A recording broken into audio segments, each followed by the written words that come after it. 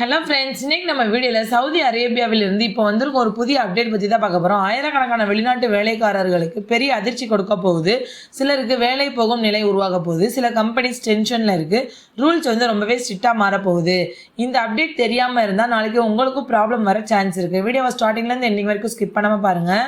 First நம்ம Saudi Seshan அப்படின்னா என்னன்னு புரிஞ்சுக்கணும். ஒரு கம்பெனியில் எவ்வளோ சவுதி மக்கள் வேலை செய்யணும், எவ்வளோ ஃபாரின் ஒர்க்கர்ஸ் வேலை செய்யலாம் அப்படின்றத கவர்மெண்ட் தான் டிசைட் பண்ணும்.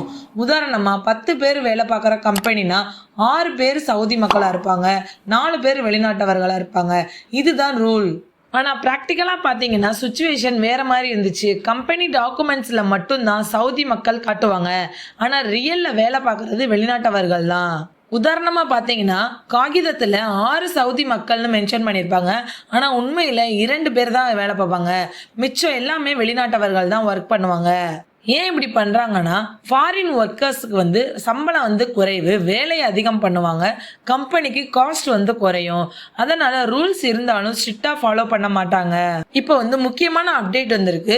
ஏப்ரல் 15, 2026 முதல் சவுதி அரசு ஒரு புதிய ஸ்ட்ரிக்ட் ரூல் கொண்டு வந்திருக்காங்க. கிவா பிளாட்ஃபார்ம்ல பதிவு செய்யப்பட்ட சவுதி ஒர்க்கர் மட்டும்தான் கவுண்ட் ஆகும். கிவா பிளாட்ஃபார்ம் அப்படின்னா என்னன்னு பார்க்கலாம். Saudi government official labour website தான் இந்த கிவா பிளாட்ஃபார்ம்.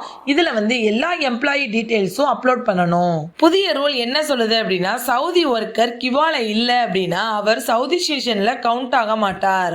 ஃபேக் டேட்டாவை நிறுத்துறதுக்காக தான் இந்த சேஞ்ச் கொண்டு வந்திருக்காங்க. பேப்பர்ல மட்டும் சவுதி காட்டுறதை தவிர்க்கணும். அப்புறம் உண்மையிலே சவுதி மக்களுக்கு வேலை கிடைக்கணும்.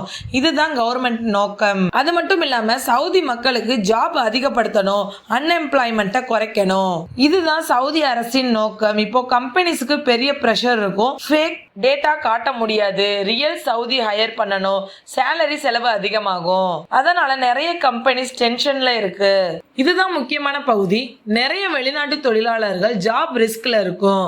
எதுக்காகனா கம்பெனி சவுதி ஸ்டேஷனை தான் டார்கெட் பண்ணுவாங்க. அதுக்காக வெளிநாட்டு தொழிலாளர்களை ரெடியூஸ் பண்ணுவாங்க. அதாவது வெளிநாட்டு தொழிலாளர்களை குறைச்சிட்டு சவுதி மக்களை போடுவாங்க அந்த கம்பெனில. அப்போ என்ன நடக்கும்னா, ஜாப் போற சான்ஸ் வரும், கான்ட்ராக்ட் ரெனியூ ஆகாம போகலாம், ரீப்ளேஸ்மெண்ட் நடக்கும். இதனால வெளிநாட்டவர்கள் ரொம்பவே பாதிப்பாங்க. யாருக்கு அதிக பாதிப்பு வரும்னா, ஆஃபீஸில் வேலை பார்க்குறவங்களுக்கு, சேல்ஸ் ஜாப் பண்ணுறவங்களுக்கு, ஹெச்ஆர் இல்லைனா அட்மின் வேலை பார்க்குறவங்களுக்கு, லோ ஸ்கில் வேலையில் இருக்கிறவங்களுக்கு, இந்த கேட்டகரியில் இருக்கும் பீப்புள் ரொம்பவே கேர்ஃபுல்லாக இருக்கணும். சேஃபாக இருக்கிறதுக்கு நீங்கள் என்ன பண்ணலாம்னா, உங்களுடைய ஸ்கில்லை இம்ப்ரூவ் பண்ணணும், கம்பெனி ஸ்டேட்டஸை செக் பண்ணணும், கிவா ப்ரொஃபைலை அப்டேட் பண்ணணும். வேலை போனாலும் இன்னொரு ஜாப் நீங்கள் ரெடியாக வச்சுக்கணும், சேவிங்ஸ் வச்சுக்கணும். ஃப்ரெண்ட்ஸ், யாரும் பயப்பட வேணாம், ஆனால் கவனக்குறைவாக இருக்கக்கூடாது. அப்டேட் தெரிஞ்சு ஸ்மார்ட்டா பிளான் பண்ணுங்க.